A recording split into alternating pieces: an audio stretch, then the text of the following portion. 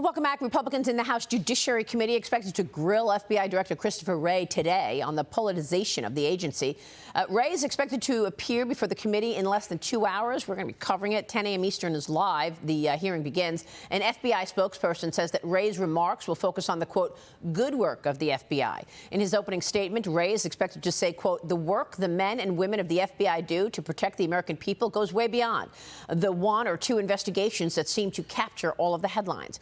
Joining me right now is California Congressman, member of the House Judiciary Committee, House Foreign Affairs Committee, and House Select Subcommittee on the Weaponization of the Federal Government, Darrell Issa, back with us. Congressman, it's always a pleasure to see you. Thanks so much for joining me. Well, thank you for having me on, and we're going to certainly thank Director Wray for the good and hard work that so many FBI agents do. But just as a police force that has 99% good police and 1% who are on the take from criminals, you don't ignore the wrongdoing. We can't ignore the wrongdoing, much of which emanated from headquarters of the FBI, including suppressing America's free speech. I mean, this goes back now several years at this point, the Russia collusion story where the FBI pursued Russia collusion charges against President Trump and spied on his campaign, destroyed lives like Carter Page and others, to the sitting on the Hunter Biden laptop while President Trump was getting impeached. They knew that Hunter Biden and Biden family members had taken in this money. It was all there on the Biden laptop. To, of course, censoring information and working with Twitter. All of this has taken place over the last several years, and now the American people are onto it. How did this happen? What do you think happened here at the leadership of the FBI?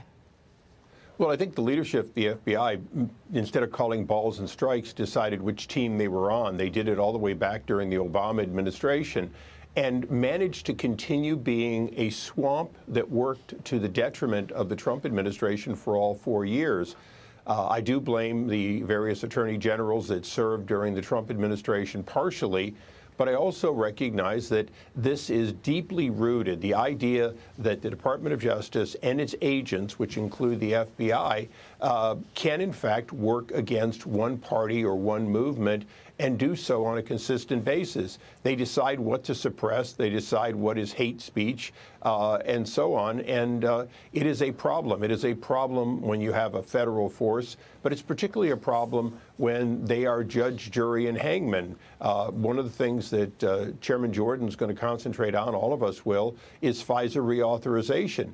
Because behind closed doors, they're able to get in front of a judge, give one side of the story, and as a result, get the ability to wiretap American citizens that would never have happened if they didn't have this vague statement about foreign intelligence that gives them the ability to circumvent what otherwise would be a more transparent relationship. Yeah, and all of this has had such an impact on the American people and America's national security.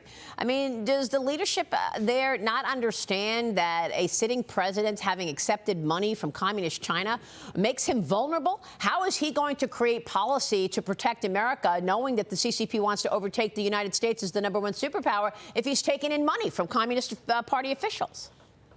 Well, Maria, I don't want to start a rumor here on your show, but let's just remember that the FBI director, J. Edgar Hoover, he had the goods on president after president after president, and he used it to keep his job. He used it to, if you will, manipulate people.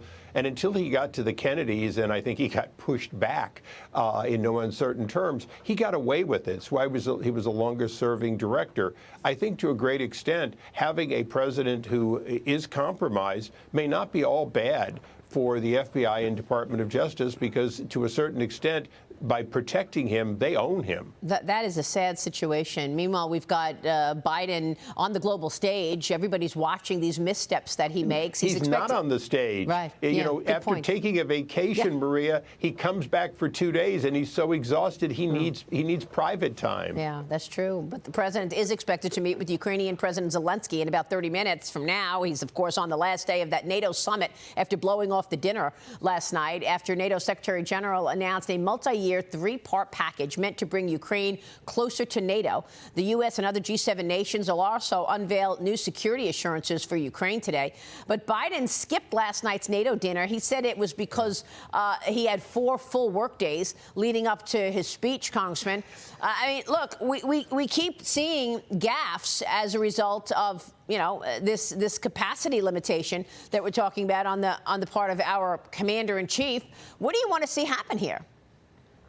Well, what I want to see, I'm seeing, which is NATO making up for the shortcomings of the United States, Poland and other countries pushing to help liberate Ukraine and to thwart a Russian threat that we've fought for almost a century now, that is back with a vengeance. The fact is, NATO has never been more relevant than it is right now, for good reason.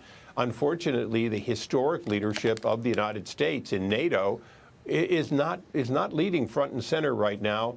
But when I was over there with other members of the committee, and we went to Poland and we went to the other countries, we're in Munich, and then we met with President Zelensky in Kiev, what we saw was a Europe that, in fact, does understand the threat, even if President Biden and some of his team do not seem to. Yeah, apparently. Congressman, real quick before you go, what's your most important question for Christopher Wray today? What do you want to get out of this?